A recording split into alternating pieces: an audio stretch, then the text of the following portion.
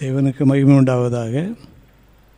ஆண்டுடைய பிரதான கிருபையினாலும் இரக்கத்தினாலும் நீண்ட நாட்கள் நாம் ஊழியம் செய்யும்படியான ஒரு கிருபையை தந்து யூடியூப் ஊழியத்தினையும் நான் அந்த நாளிலே தொடங்கி நடத்தி அது எல்லாருக்கும் ஆசீர்வாதமாக இருக்கணும்னு சொல்லி நான் அந்த ஊழியத்தை தொடங்குவதற்கு ஆண்டவர் கிருபை செய்திருக்கிறார். ஆண்டவர் ஸ்தோத்திரம். இந்த நாளிலும் நாம் தியானிக்கிற கர்த்தருடைய வார்த்தைகளையும் நான் ஒவ்வொருவருக்காக ஜெபிக்கிற ஜெபங்களையும் ஆண்டவர் அங்கீகரித்து ஆசீர்வதிக்கும்படியாக நான் முதலாவதாக ஜெபித்து இந்த ஊழியத்தை நாம் தொடங்குகிறோம். ஆண்டவர் நம்மோடு கூட இருந்து நம்ம வழி நடத்துவார். ஜெபம் செய்வோம். எங்களை நேசிக்கிற நல்ல ஆண்டவரே, ஆசீர்வாதமான அந்த வேலைக்காக ஸ்தோத்திரம்.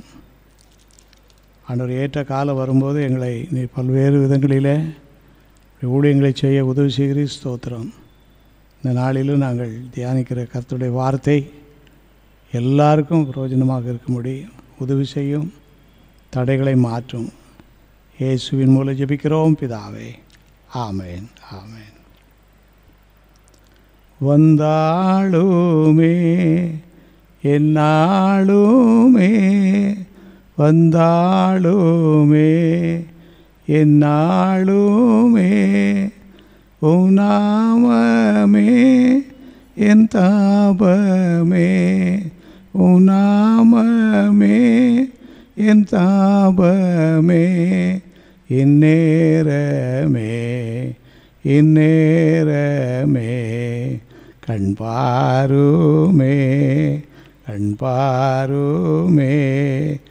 தேவாவியே வரம் தாரும், தேவாவியே வரம் தாரும், இப்பாவின் பாவம் தீரும், இப்பாவின் பாவம் தீரும்.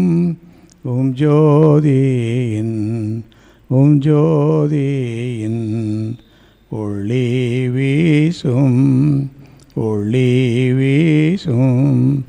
நாதா உம்மை என் நேரமும், நாதா உம்மை என் நேரமும், ஓதும் ஏழை பாவியனை, ஓதும் ஏழை பாவியனை ஆதரித்தே ஆதரித்தே.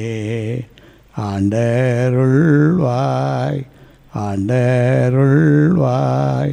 வந்தாளுமே என்னாளுமே, வந்தாளுமே என்னாளுமே, உம் நாமமே என் தாபமே, உம் நாமமே என் தாபமே, இந்நேரமே இந்நேரமே கண் பாருமே கண் பாருமே கண் பாருமே. இந்த நாளில் நாம் தியானிக்கிற ஆண்டுடைய வார்த்தை அப்போஸ்தலனாகிய பவுல் தீமோத்தேயுவுக்கு எழுதின முதலாவது நிருபம் 1 தீமோத்தேயு 4வது அதிகாரம் 12வது வசனத்தின்படி நாம் வேத வாக்கியங்களை நாம் தியானித்து ஜெபித்து நமக்கு ஆசீர்வாதமாக்கி கொள்ளப் போகிறோம். 1 தீமோத்தேயு 4வது அதிகாரம் 12வது வசனம். உன் இளமையை குறித்து ஒருவனும் உன்னை அசட்டை பண்ணாதபடிக்கு நீ வார்த்தையிலும் நடக்கையிலும் அன்பிலும் ஆவியிலும் விசுவாசத்திலும் கற்பிலும் விசுவாசிகளுக்கு மாதிரியாயிரு என்று 1 தீமோத்தேயு 4வது அதிகாரம் 12வது வசனத்தில் நான் வாசித்தோம். ஆண்டவர் இந்த வார்த்தையில் கடைசி பகுதியில் வாசிக்கும்போது விசுவாசிகளுக்கு மாதிரியாயிரு என்ற வார்த்தையை நாம் படிக்கின்றோம். அவனுடைய கிருபையினால் நம்ம ஒரு காலத்தில் விசுவாசியாக இல்லாமல் இருந்திருக்கலாம். ஆனால் ஆண்டவர் கிருபையினாலே விசுவாசத்தை கொண்டு நம்மை ரட்சித்து நம்ம விசுவாசியாக உருவாக்கி நான் இருந்து விடாதபடி ஆண்டவர் கூடுதல் ஆசீர்வாதம் தரத்தக்கதாக நீங்கள் விசுவாசிகளுக்கு மாதிரியாகவும் இருக்கணும். உங்களுடைய மாதிரி அநேகரை விசுவாசத்துக்குள்ளே கொண்டு வரணும். நீங்கள் அநேகருக்கு ஆசீர்வாதமாக இருக்கணும், ஆவிக்குரிய ஆசீர்வாதத்தை கொடுக்குறவங்களாக இருக்கணும்னு சொல்லி ஆண்டுடைய வார்த்தை நமக்கு தெளிவாக இருக்கிறது. ஆகவே இந்த நாளிலே நாம் தியானிக்கிற ஆண்டுடைய வார்த்தை விசுவாசிகளுக்கு மாதிரியாக இரு என்பதாகும். என்னென்ன காரியங்களில்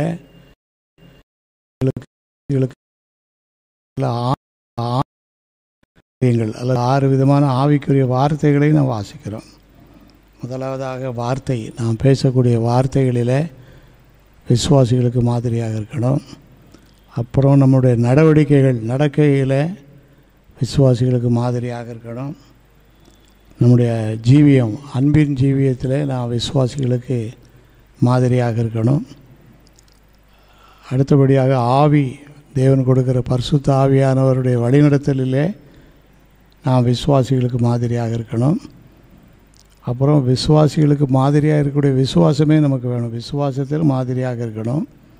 நிறைவாக கற்பிலும் அப்படின்னா பின்வாங்காத உறுதியாக ஆண்டவருக்காக நிலைச்சு நிற்கிற ஜீவியத்தில் விதமான 6 காரியங்களிலே நான் விசுவாசிகளுக்கு மாதிரியாக இருக்கணும் என்று சொல்லி வேதம் நமக்கு ஒரு ஆலோசனையாக சொல்லுகிறது. இதெல்லாம் எப்படி முடியும் என்று நாம் பல வழியாக யோசிக்கலாம். ஒருவேளை அது தேவன் நமக்கு வேண்டிய கிருபைகளை நிச்சயமாக தருவார். ஆகவே நாம் சந்தேகப்படாதபடி, பின்வாங்கி போய்விடாதபடி கர்த்தருடைய கரத்திலே நாம் அடங்கியிருந்து அவரை சேவித்து அவருடைய ஆசீர்வாதங்களை பெற்றுக்கொள்ளணும். முதலாவதாக நாம் என்ன காரியத்தில் விசுவாசிகளுக்கு மாதிரியாக இருக்கணும்னு சொல்லி படிக்கும்போது பிரசங்கியின் புஸ்தகம் 5ஆம் அதிகாரம், பிரசங்கியின் புஸ்தகம் 5வது அதிகாரம் 2வது வசனம், தேவ சமூகத்தில் நீ துணிகரமாய் உன் வாயினால் பேசாமலும் மனம் பதறி ஒரு வார்த்தையும் சொல்லாமலும் இரு. தேவன் வானத்தில் இருக்கிறார்,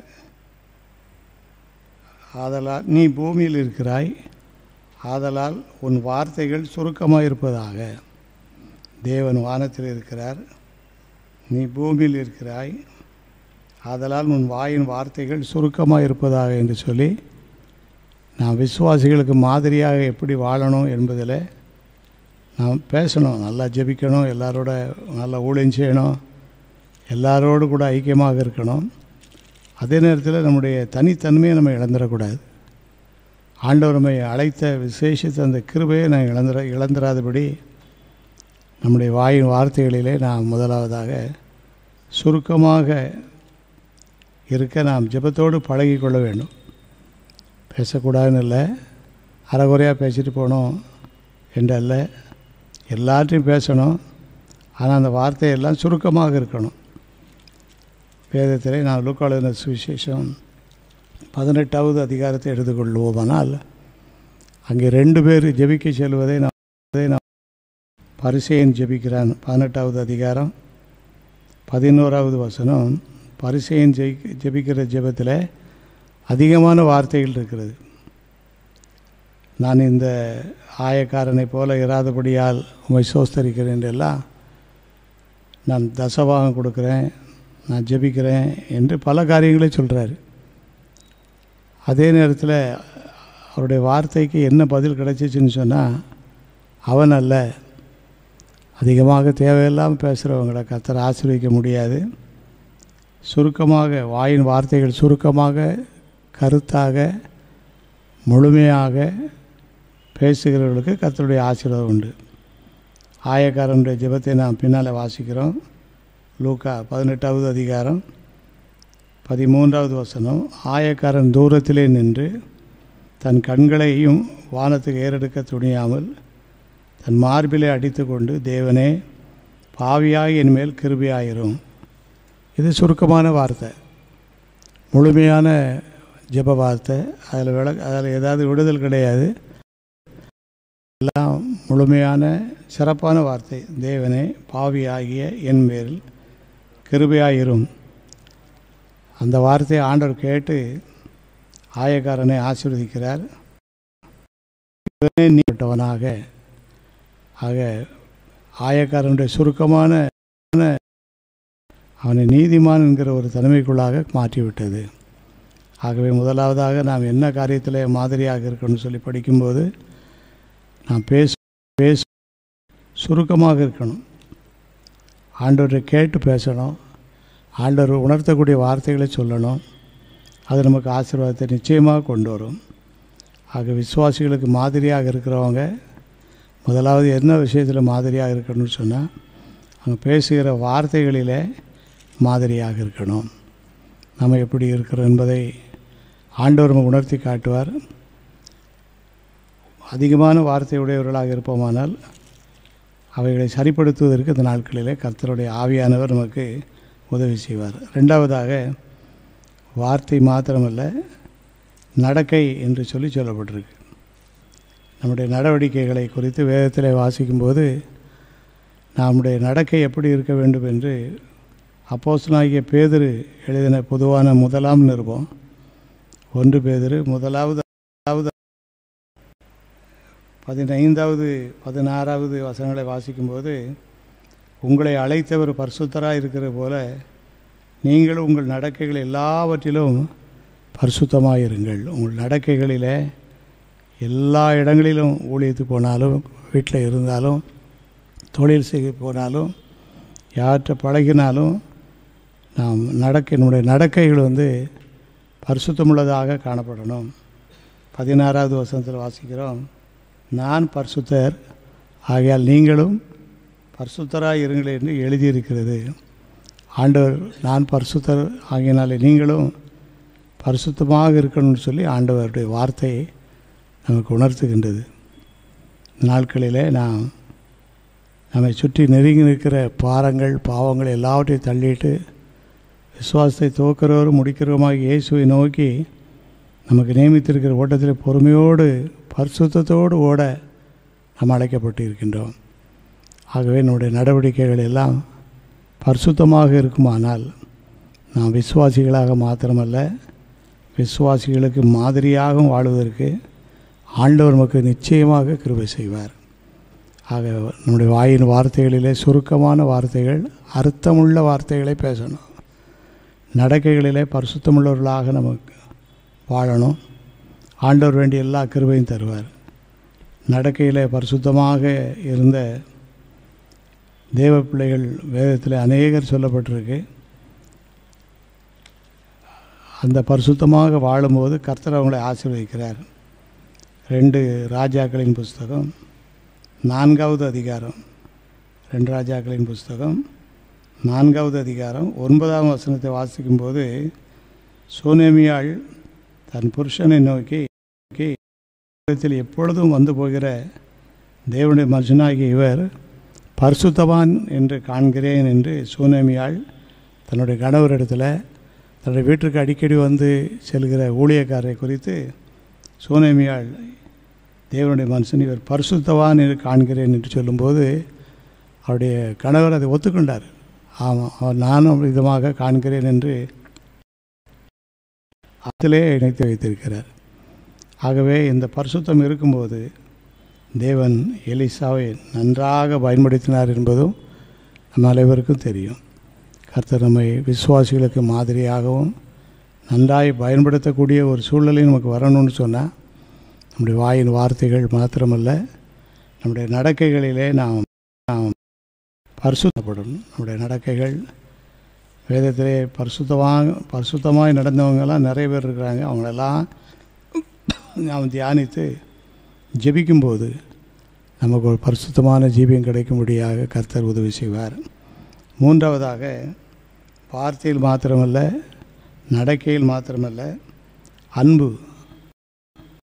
அன்பிலும் நாம் விசுவாசிகளுக்கு மாதிரியாக இருக்கணும். அன்புக்கு முழு சாட்சி ஆண்டவராகிய இயேசு கிறிஸ்து. அவர் அன்பின் ஜீவியம் செய்து தன்னுடைய அருமையான ஊழியத்தை நிறைவேற்றி முடித்து விட்டார்.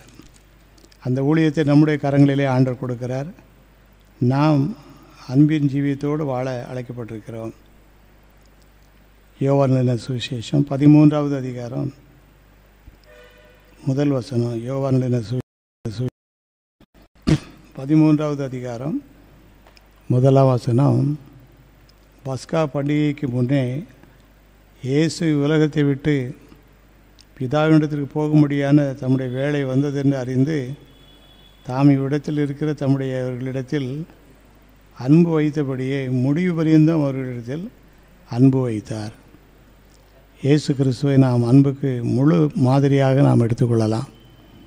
அவருடைய சீஷர்கள் பல நேரங்களில் வித்தியாசமான சூழ்நிலைகளை உருவாக்கினாலும் ஆண்டவர் எல்லாரிடத்தில் அன்பு கூர்ந்தே தன்னுடைய ஊழியத்தை நிறைவேற்றி முடிக்கிறார்.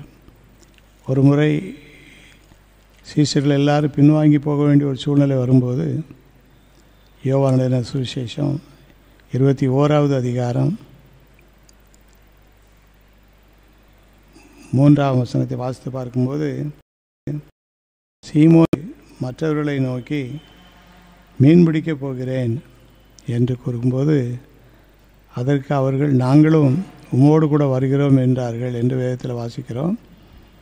அவ்விதமாக ஆண்டவரோடு விலகி போகக்கூடிய ஒரு சூழ்நிலையில் இருக்கிற அந்த சீஷர்களை ஆண்டவர் என்ன சொல்லுகிறார் என்று பார்க்கும்போது, யோவான்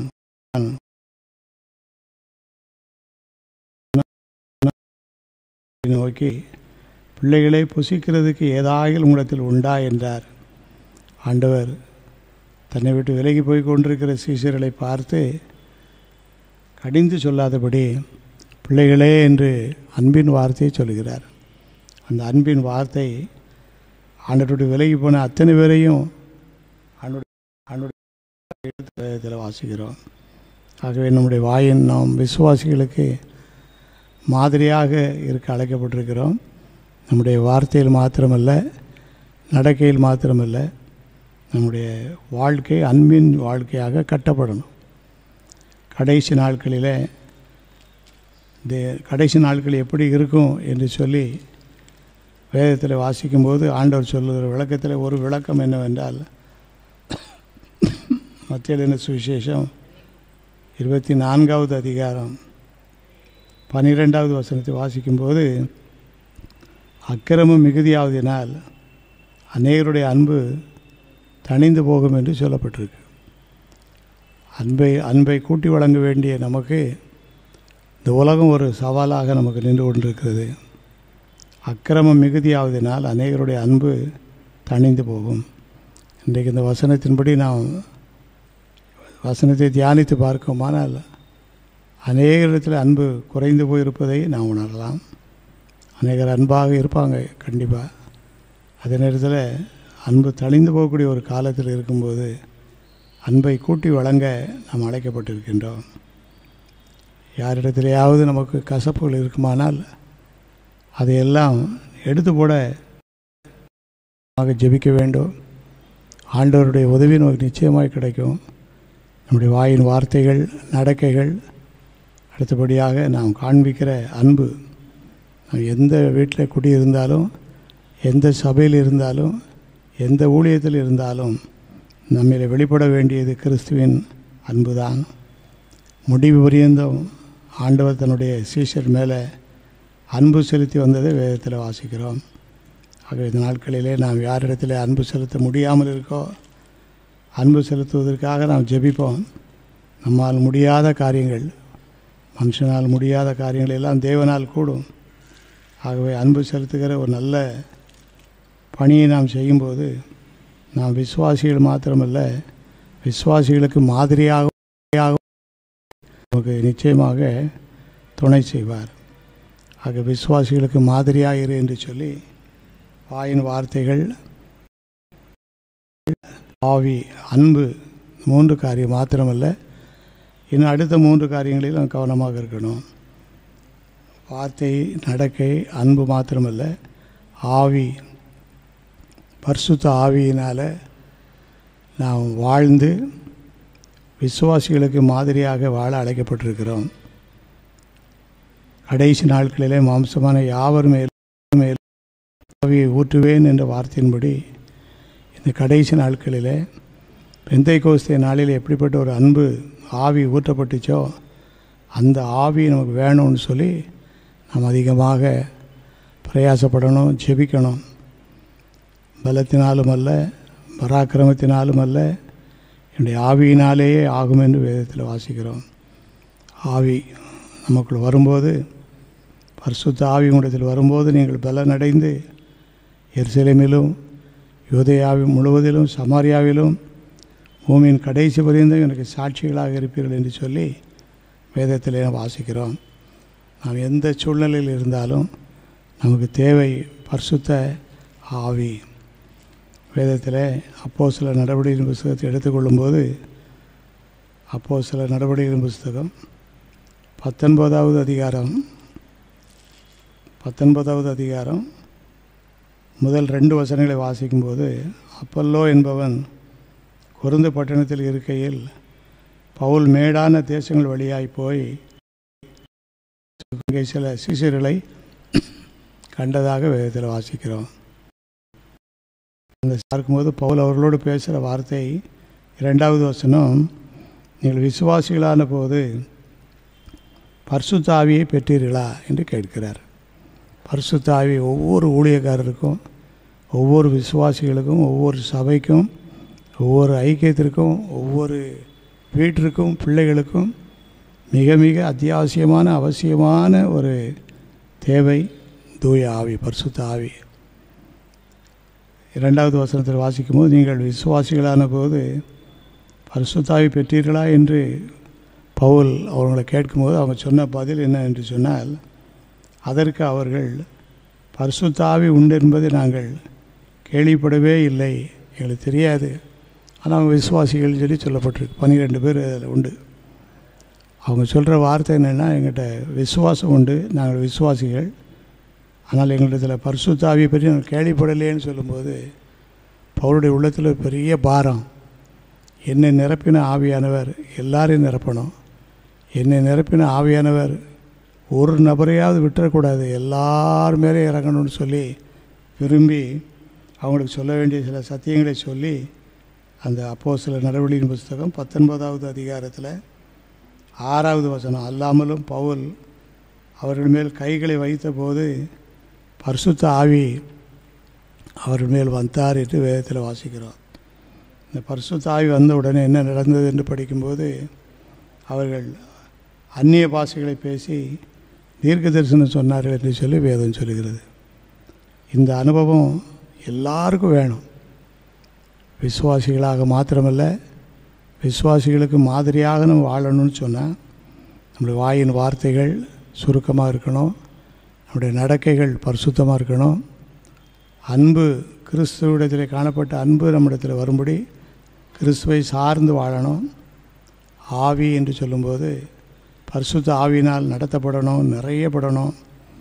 ஆவியானவர் நம்மை ஆவியினால் வல்லமையினாலும் நிரப்பணும்.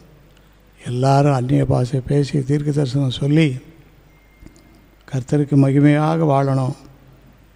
இந்த விஷயத்திலே நாம் விசுவாசிகளுக்கு மாதிரியாக இருக்கணும்னு சொல்லி வேதத்தில் வாசிக்கிறோம்.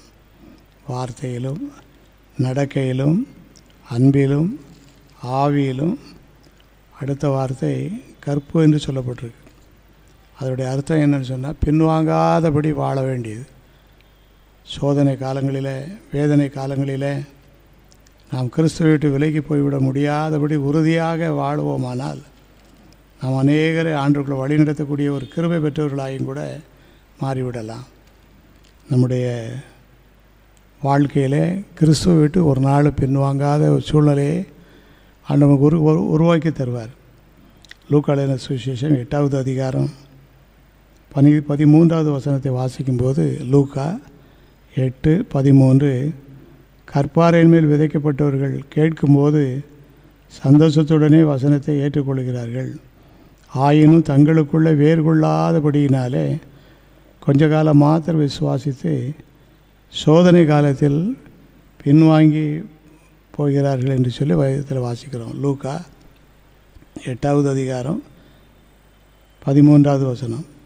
கற்பாறையில் விழுந்த விதைகள் முளைத்து சிறிது வளர்ந்து வந்தாலும் பலன் கொடுக்கக்கூடிய அளவுக்கு வளர்ச்சி அடைய முடியல. அது எதுக்கு உதாரணமாக ஆண்டவர் காண்பிக்கிறார் என்றால், சில காலம் மாத்திரம் விசுவாசித்து சோதனை காலத்தில் பின்வாங்கி போகிறவர்களுக்காக எழுதுகிறார். சோதனைகள் எல்லாருக்கும் உண்டு. அந்த சோதனை காலத்தில் நிலைத்திருக்கும்படியாக ஆண்டவர் நமக்கு கிருபை செய்ய வேண்டும். ஆகவே இந்த நாட்களிலும் அநேகர் எல்லா சோதனையின் மத்தியிலும் ஆண்டவர்கள் நிலைத்திருப்பதையும் நாம் பார்க்கிறோம். ஆங்காங்கு ஊழியங்களுக்கு செல்லும்போது சிலர் சோர்வாகவும் இருப்பதை நாம் பார்க்கிறோம். இவர்கள் ஆண்டவர்கிட்ட விலகி செல்லும்போது பிசாசானவன் அவங்கள ஆளுகை செய்ய ஆரம்பிப்பான். அதுக்கு இடம் கொடுத்துடவே கூடாது. ஆகவே நான் விசுவாசிகளாக மாத்திரமல்ல, விசுவாசிகளுக்கு மாதிரியாக இருக்கணும்னு சொன்னால் இந்த காரியங்கள் எல்லாவற்றிலும் நாம் கவனம் உள்ளவர்களாக நம்முடைய ஜெப நேரங்களை கூட்டி வேதத்தை தியானித்து நாம் சாட்சியாக வாழ நாம் அழைக்கப்பட்டிருக்கிறோம். அடுத்தபடியாக விசுவாசம், வாயின் வார்த்தை, நடக்கை, அன்பு, ஆவி, விசுவாசம். நாம் விசுவாசிகளுக்கு மாதிரியாக வாழ போதுமான விசுவாசம் நமக்கு வேணும்.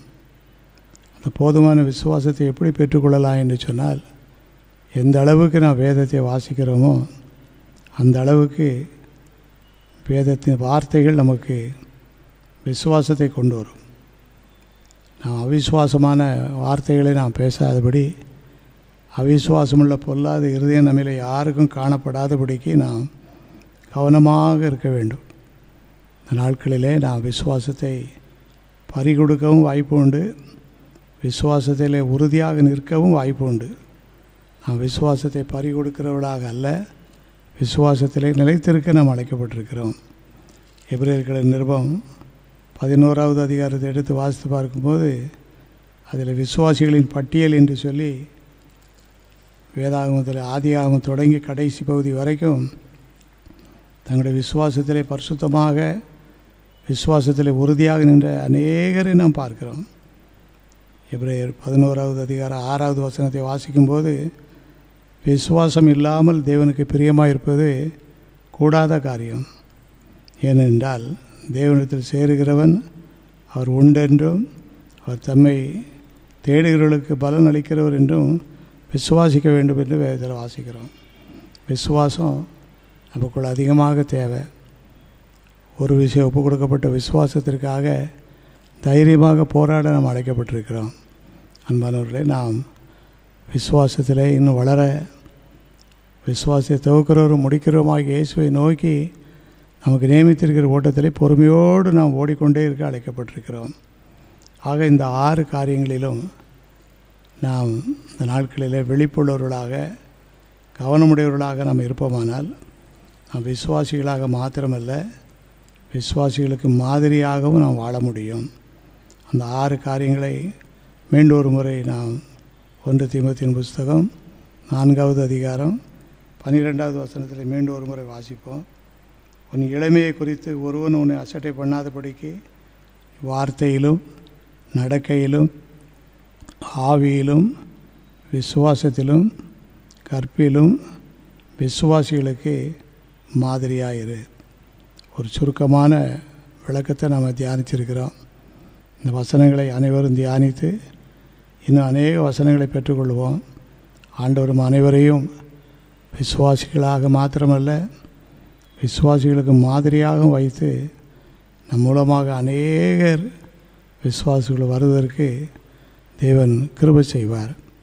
ஆகவே சோர்வுகள் ஏதாவது இருக்குமானால் எல்லாரும் அந்த சோர்வான தனிமை விட்டு எழும்பி கர்த்தருக்கென்று நம்மை அர்ப்பணித்து ஜீவிப்போம்.